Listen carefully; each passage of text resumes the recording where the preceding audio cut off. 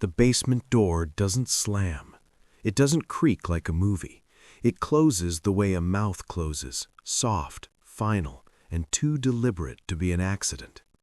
The air down here is colder than it should be, not because Connecticut winters are brutal, but because the walls seem to hold on to a different kind of chill, one that doesn't come from weather. Your flashlight beam hits the concrete floor and the light looks wrong, like it's being swallowed before it can spread. The smell is faint now, almost imagined. Old wood, damp plaster, and something sharp and chemical that your brain tries to label as clean until you realize it's the kind of clean that only exists where bodies used to be prepared. And in the center of that beam, almost hidden until the glare catches it, there's hardware that doesn't belong in a family home. The suggestion of an old pulley system, a place where something heavy was once raised and lowered. If you stay quiet long enough, you start to hear it. Not a voice, not a whisper, but the tiniest metallic tick, like a chain settling, like a mechanism remembering its job. Then, above you, the house shifts. A single footstep, one slow weight transfer moves across the ceiling. And it doesn't sound like a person walking from bedroom to bedroom. It sounds like someone pacing the edge of a decision. This is 208 Meriden Avenue in Southington, Connecticut, a white wood-frame two-family house that looks ordinary enough to pass without a second glance. 5 bedrooms, 2 bathrooms, built in 1916, listed in public record-based real estate databases like any other property. But the reason people say it's addressed like a warning has nothing to do with curb appeal. It's because for decades this building was associated with a funeral parlor, identified in reporting as the former Hallahan Funeral Home. And in the summer of 1986, a family moved in believing they'd found a miracle, a big house, affordable rent, close enough to a hospital for their sick child. And miracles, when they sour, become something else entirely. If you've ever wondered how a haunting begins, if it's a sudden event, a dramatic curse, a clear before and after, this story is going to disappoint you in the worst way.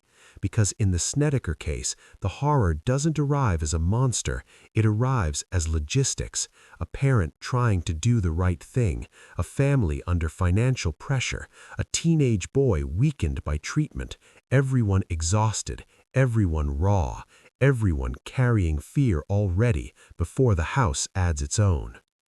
Alan and Carmen Snedeker moved into the Meriden Avenue home on June 30th, 1986, according to investigator Joe Nichols' later reporting in Skeptical Inquirer.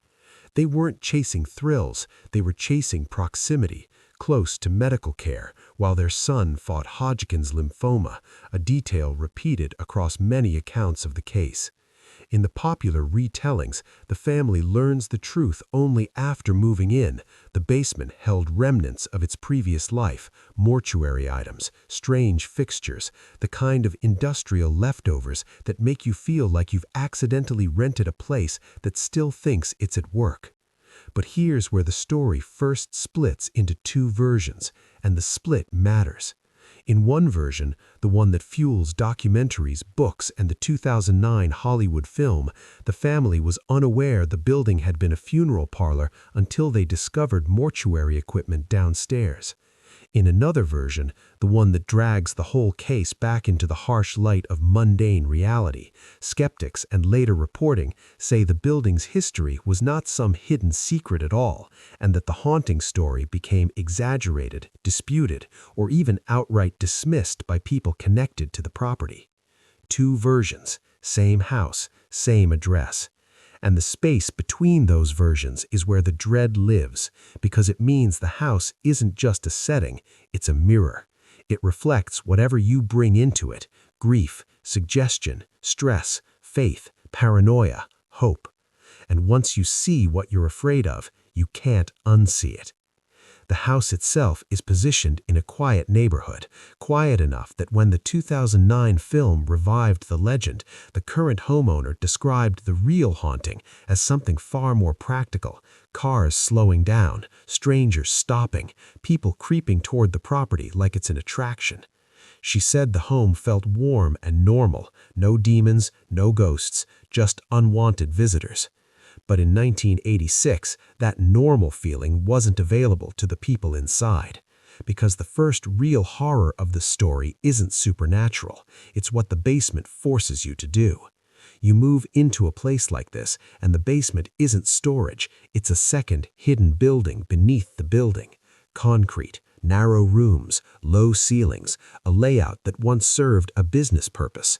And in several accounts, that basement became living space, children sleeping down where the work had been done, down where cold pipes sweat in the dark, down where the air always smells a little like something you can't identify. Imagine being a kid down there, not in a horror movie, just a kid.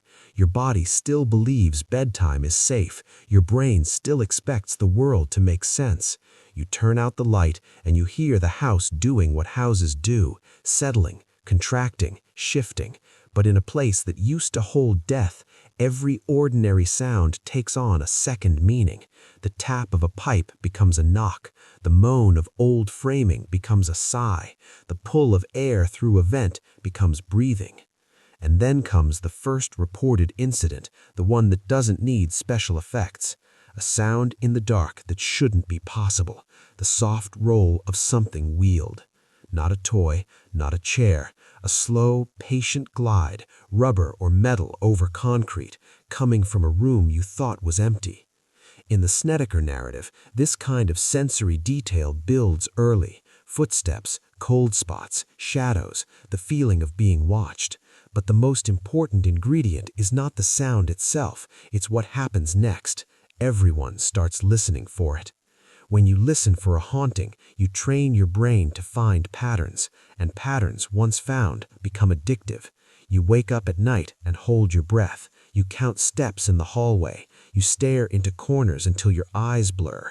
You stop trusting silence because silence becomes the pause before something begins. Witness account number 1, reported within the family story, centers on the sick son, set up in the basement bedroom, hearing voices and seeing figures that don't belong. Strip the story down to what's verifiable: a teenager in a basement, sick, stressed, under treatment, separated from sunlight and normal routine. That alone is enough to make the mind brittle. But then add the house's history, a former funeral parlor widely referenced in reporting, and you get the kind of psychological pressure that doesn't need a ghost to ruin you. Still, the family said it wasn't just in his head. They said the house made itself known in the small ways first: subtle movements, odd temperature drops, objects not where they were left. You can explain those things away, at least in theory: old wiring, drafts, siblings pranking siblings, a stressed family forgetting where they put a set of keys.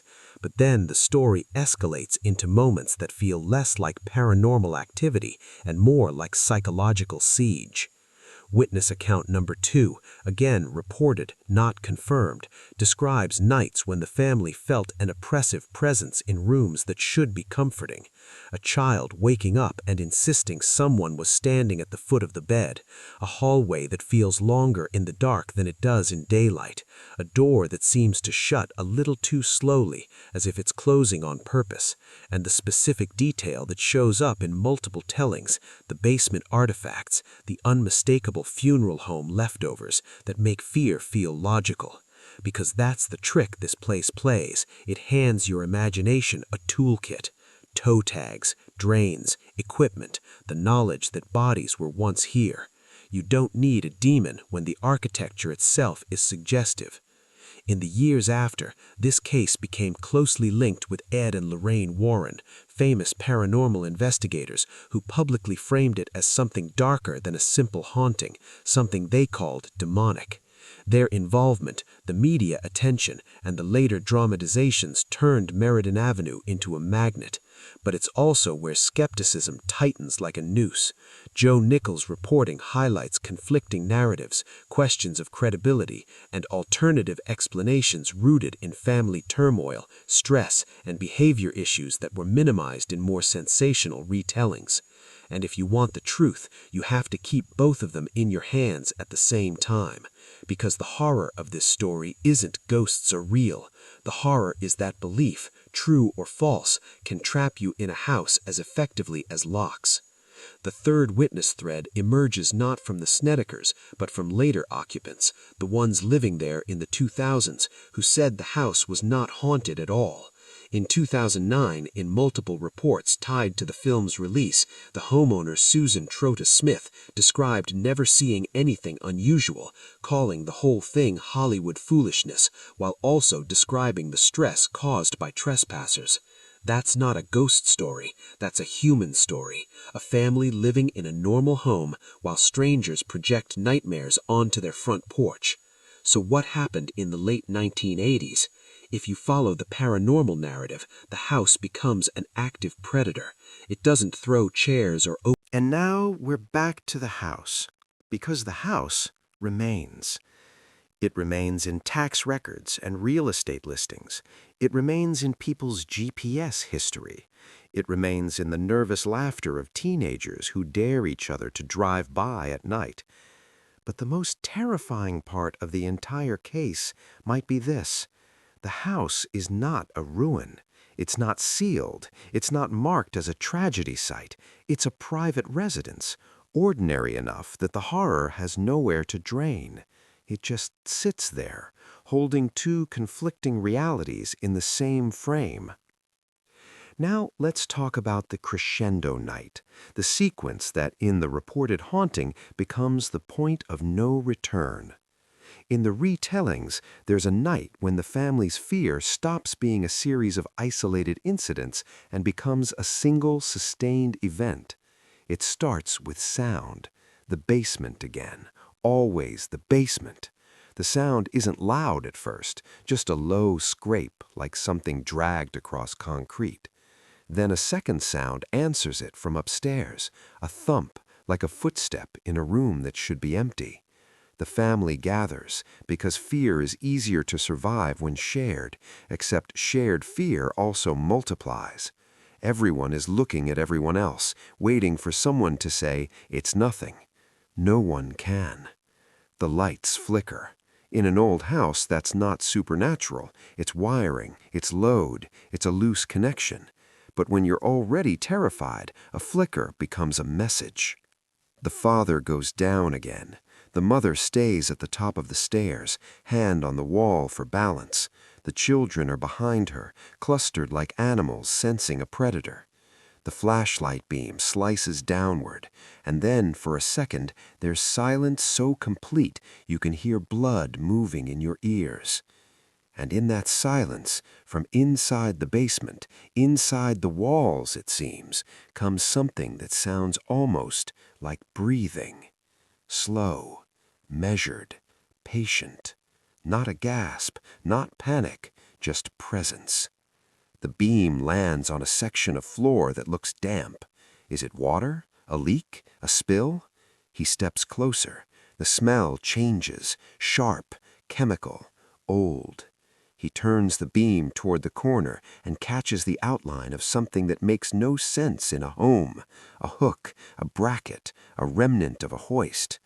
And then he hears it again, that chain settling sound. In the supernatural reading, that's the house moving. That's a spirit manipulating what's left behind. That's the past refusing to stay past. In the skeptical reading, it's a mechanism shifting as humidity changes, or a chain reacting to vibration, or the brain stitching meaning into noise. But regardless of which explanation you accept, the family experiences the same outcome. They retreat upstairs not because they saw a ghost, but because the basement has become psychologically unlivable. And once a single room becomes forbidden, the rest of the house begins to shrink. You stop going down there, then you stop walking past that stairwell, then you stop leaving doors open. Then you stop sleeping without a light. Then you stop trusting the house at all. That's how a place becomes haunted. It rearranges your behavior. At some point, according to reporting around the story, an exorcism was said to have been performed in 1988, and later summaries repeat that claim as part of the legend surrounding the property.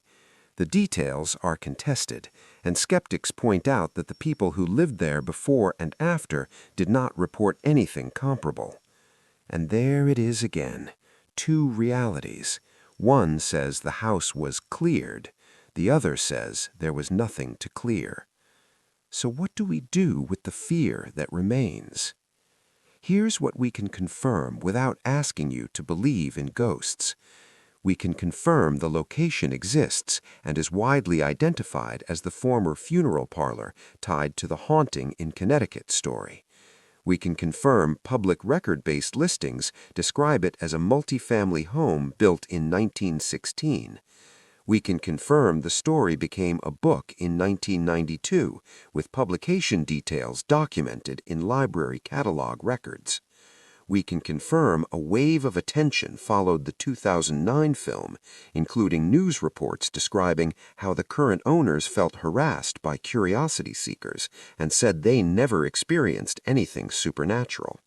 We can confirm that skeptical investigation challenged the haunting narrative and highlighted alternative explanations and credibility issues. That's the factual spine. Everything else, the figures, the voices, the feeling of evil, lives in testimony, retelling, and the blurry space where trauma and belief overlap. And that is what makes this story so disturbing.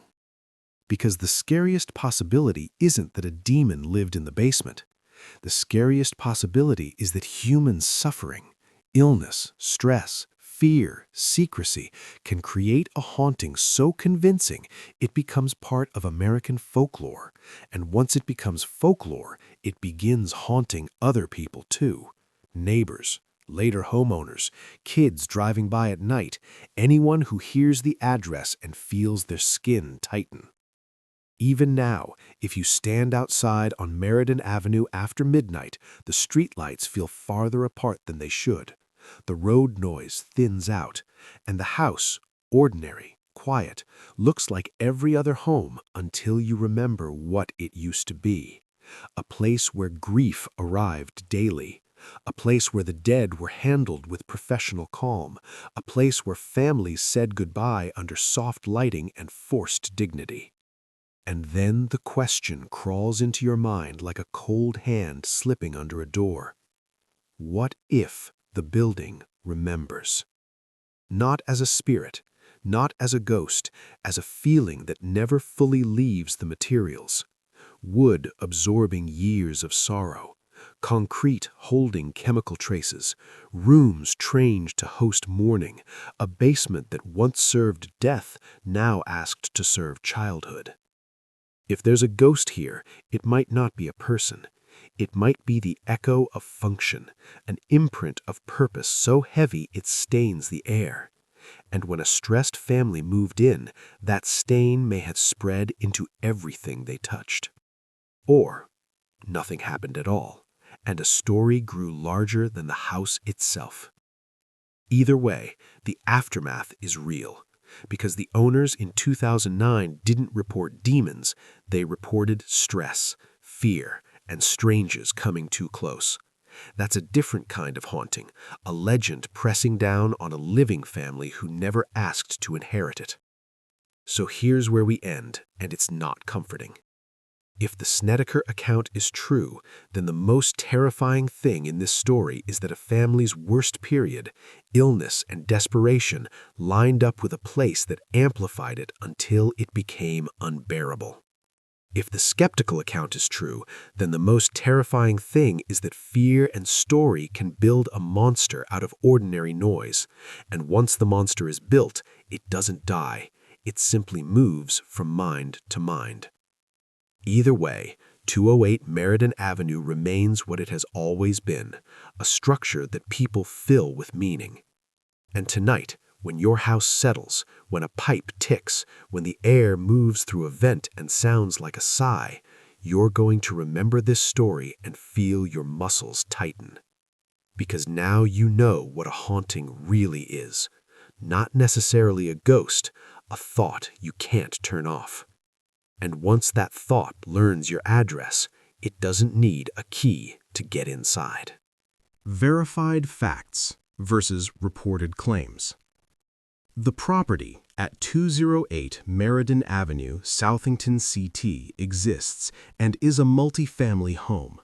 Public record-based listings commonly describe it as built in 1916 and around 3,084 square feet, with a recorded sale in 1998. The location is widely reported as a former funeral parlor associated with the Haunting in Connecticut story and later became a private residence.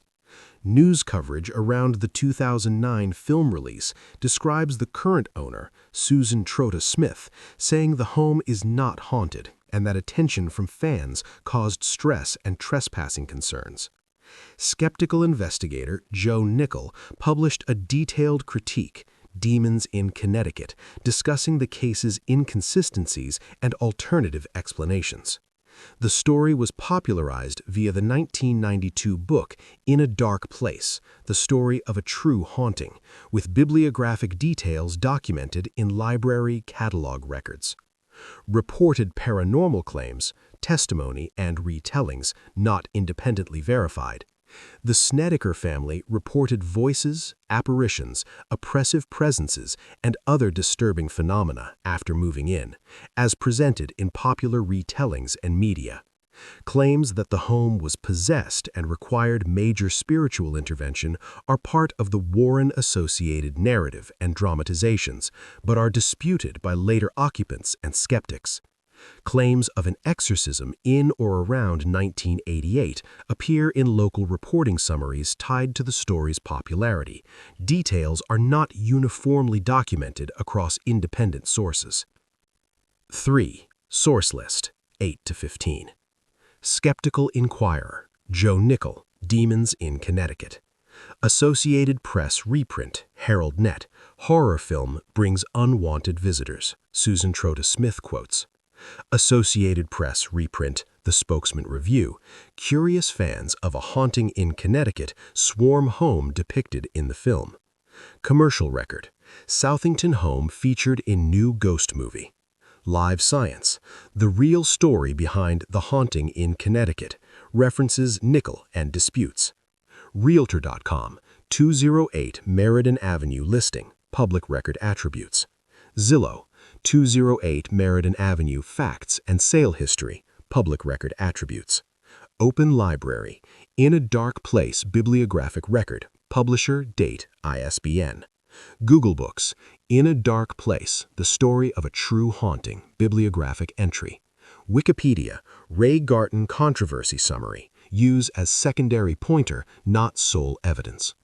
4. YouTube Growth Pack. 12 SEO-optimized titles. The Haunted Mortuary House in Connecticut, What Really Happened at 208 Meriden Avenue. Inside the Funeral Parlor Home, the true case behind a haunting in Connecticut. 208 Meriden Avenue, the mortuary basement that terrified a family, true investigation. The Hallahan Funeral Home Mystery, Fact versus Fiction, full documentary. A haunted funeral parlor turned home, the Connecticut case file. The most controversial haunting in America, the Mortuary House explained. They slept above a mortuary basement, then the house started listening. True story. The Connecticut Mortuary Haunting, Witnesses, Skeptics, and the Truth. Why 208 Meriden Avenue still draws ghost hunters, and what reports really say. The house that was a funeral parlor, the chilling Connecticut legend investigated. A haunting in Connecticut, the real address, the real records, the real dispute. The Mortuary House on Meriden Avenue, the night everything changed, true horror doc. 10 thumbnail text ideas, 2 to 5 words. Mortuary basement, real address, true case file. What was downstairs? House of the Dead. Fact versus haunting. The final night. Do not enter. Listen. It remembers. 25 to 35 tags. Haunted mortuary. Haunted funeral home. Haunting in Connecticut, true story. 208 Meriden Avenue, Southington, Connecticut, haunted. Ed and Lorraine Warren. John Zaffis. Paranormal documentary. True horror documentary. Real haunted house investigation. Skeptic versus paranormal. Joe Nickel, Demons in Connecticut. Skeptical Inquirer haunting. Ghost investigation. Haunted basement. Mortuary basement. True crime horror documentary. Psychological horror documentary. Haunted Places USA. Urban legend investigation. Fact versus fiction haunting. Horror narration. Creepy documentary. Haunted residence. Paranormal claims. Documentary voiceover. Unsolved haunting. Connecticut legends. True horror stories. Eerie house history. Horror YouTube documentary. Haunted case file. Dark history. 1. Pinned comment. If you live near this location, please don't trespass. It's a private residence and the current owners have dealt with unwanted visitors. After watching, tell me this. Do you think this case was paranormal, psychological, or a mix of both? And what detail convinced you? SEO-rich description, 150 to 250 words. In this investigative horror documentary, we dive into one of America's most infamous and controversial haunting stories, the former funeral parlor home tied to